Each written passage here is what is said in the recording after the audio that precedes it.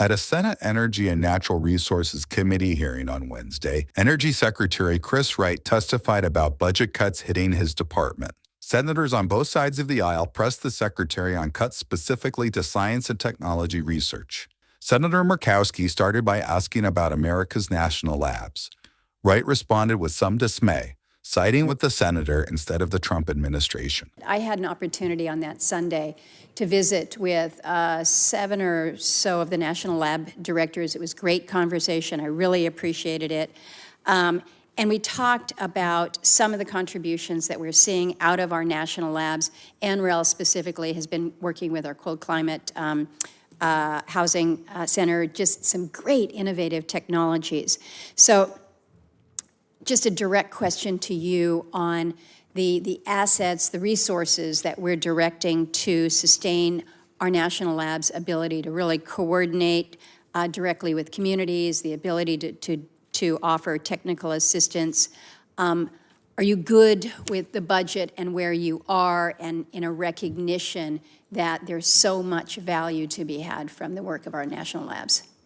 Oh, I love the national labs. They've delivered tremendous value to us throughout their history, and they will in the future as well. I'm actually very open to expanding the lab budget back a little bit from where the current proposal is. I've been voicing that. AI is moving very fast right now. Quantum computing is about to arrive, and fusion energy, a thing I worked on in my youth, is going to come to pass. And this is a time, I think, to lean in as much as we can on these large scientific efforts. And so I am keen, actually, to grow the budget for our national labs in those key areas of AI. I'll look forward to working with you on that.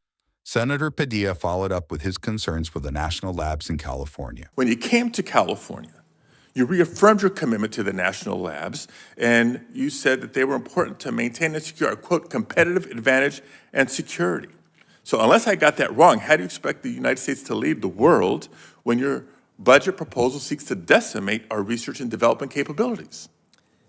It does hurt me to cut spending in science. Then don't do it. Share that passion with you. Then don't do it. Passion with you. Then don't even propose it. As the hearing wrapped up, Senator King asked about ARPA-E cuts.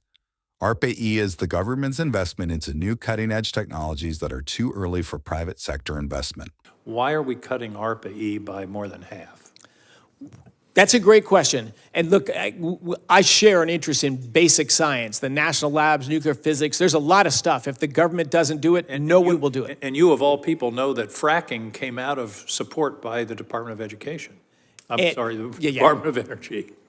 And so, yeah, there's discussions about ARPA-E, what the right thing to do. I know in the previous Trump administration, it was zeroed out entirely. Rest assured, we want to keep ARPA-E. We will keep ARPA-E, and it'll be at a reasonable level. But it had grown fast and wild, and it backed a number of great projects, and maybe a lot of more politically motivated, not technically motivated projects. So it's going to be sizable and meaningful. Given the demand that we're going to have for energy, it seems to me that research and new technologies are going to be critical to meeting that demand, and I hope that you will maintain the level of support that's required by the demand, if you will. I agree with your point entirely. For more Congress news, stay tuned to Congress Clips. And if you like this type of content, please like and subscribe. Thanks for watching.